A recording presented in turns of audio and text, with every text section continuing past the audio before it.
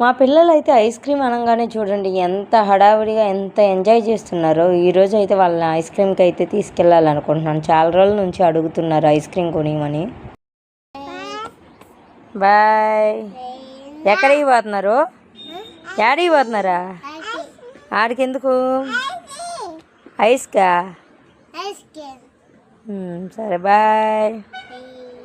మేమైతే ice cream shop దగ్గరలోనే ఉన్నాము. ఇదైతే సంగం రోడ్డు.